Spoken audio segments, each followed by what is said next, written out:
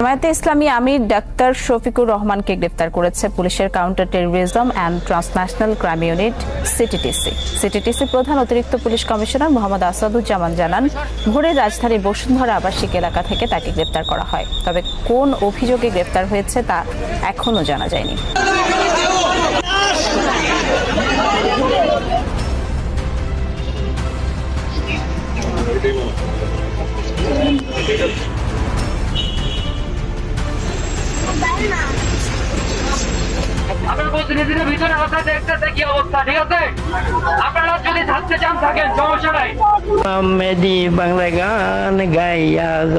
জামাতের আমিরকে গ্রেফতার করাটা অনেক আগেই দরকার ছিল।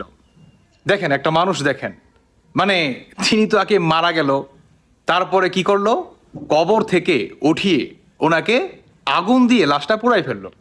মানে বাংলাদেশে আমার মনে হয় এটাই প্রথম, মানে এর আগে তো আর কখনো হয় নাই। কিন্তু হ্যাঁ, এটা আবার প্রথম থেকে প্রচলিত হতে পারে যদি জামাতকে নিষিদ্ধ না করা হয়। এখন এই অন্তর্বর্তীকালে সরকার নিষিদ্ধ কি করবে জামাতকে? আরে ভাই, শুধু এখানেই না, জামাতকে গ্রেফতার করলে তো হবে না। যারা যারা আপনার মানে নুরা পাগলা হোক আর যেই পাগলাই হোক ভাই, মানে যারা যারা এই ঘটনার সাথে জড়িত, মানে কবর থেকে লাশটা যারা উঠাইছে, সব বাইকে গ্রেফতার করে আইনের আওতায় আনাটা একান্ত ফরজ হয়ে পড়ছে, তাই না? আমার মনে হয় বাংলাদেশের প্রতিটি মুসলমানের ইমানি দায়িত্ব হয়ে গেছে এটা, যে জামাতের বা হিজবুত তাহরির বা শিবিরের যেই কয়টা আছে প্রত্যেকটাকে ধরে ধরে জায়গা মতো ভরে দেওয়া উচিত। এখানে মানে আমাদের বাংলাদেশটা কোথায় গেছে একটা আবার আসলে কল্পনা করা যায়। একে তো চুরি, তার ভিতরে আবার সিনা চুরি, সেখানে পুলিশ যায়, সেনাবাহিনী যায়, তাদের উপরেও আক্রমণ কে করছে? হিজবুত তাহরির করছে, জামাত করছে, শিবির করছে। তাহলে আমাদের দেশটা কোথায় আছে? পুলিশের গাড়ি পর্যন্ত মনে করেন ভাইঙ্গা চুরে একাকার। দেখেন, মানে কোনো কিছু বাদ রাখে নাই। মব আর মানে হত্যা কত প্রকার আর কি কি সেই আপনার জুলাই আন্দোলন থেকে শুরু করছে এখন পর্যন্ত আমাদের বাংলাদেশে চলমান। এই অন্তর্বর্তীকালে সরকার আর কতটা কতটা অধপতন হলে তারা পদত্যাগ করে দেশ থেকে পালাবে বলেন? শেখ হাসিনা সরকার পতন হয়েছে, বেশ ভালো কথা, দেশটা সঠিকভাবে চালাইতো, পারলেও পারে নাই। তারা কি বলছে যে উনি ইমাম মাহেদি নিজেকে দাবি করছে।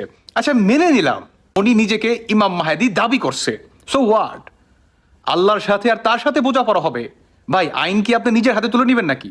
হ্যাঁ, আল্লাহ আপনাকে বলছে, আপনি বলতেছেন যে ওনাকে দিয়ে যাতে কোনো মাজার পূজা না হয়। তাহলে আমাদের বাংলাদেশে তো শত শত মাজার, সিলেটের ভিতরে, তো সেগুলোর উপর আক্রমণ করেন। যেমন আপনার নুরা পাগলা লাশটাকে উঠায় না আপনারা যেভাবে মানে আগুন জ্বালাই দিছেন, এটাও তো আপনার ইমানি দায়িত্বের ভিতরে পড়ে, তাই নয় কি? বলেন। সে একজন মুসলমান ছিল, আপনার একজন মুসলমানকে যেভাবে দাফন করা হয় জানাজার নামাজ পড়ে, ঠিক সেই নিয়মেই তাকে দাফন করা হয়েছিল।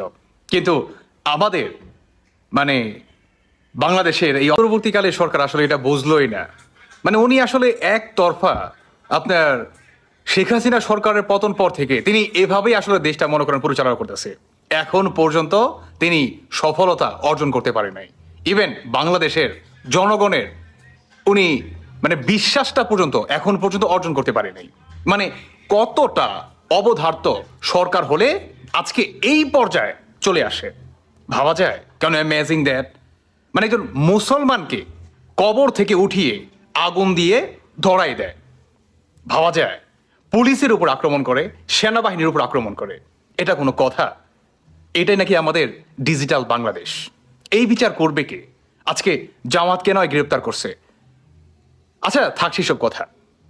জুলাই মাস থেকে শুরু করে 5ই আগস্ট থেকে আমাদের বাংলাদেশে যত গণহত্যা হয়েছে, মানে সাধারণ শিক্ষার্থীদের যেভাবে গুলি দিয়ে গণহত্যা করছে, আর নাম দিছে কার?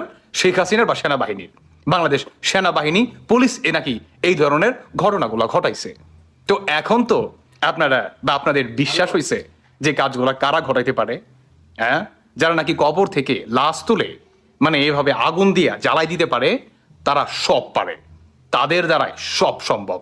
বাংলাদেশে যত মব হইছে, পুলিশ গণহত্যা হইছে, মানে যেভাবে জানোয়ারের মতো মানুষ মারছে, মাইরা ম্যানহোলের ভিতরে ফালায় রাখছে, সমস্ত কিছুর জন্য দায় নিতে হবে এই জামাত শিবির এদেরকে।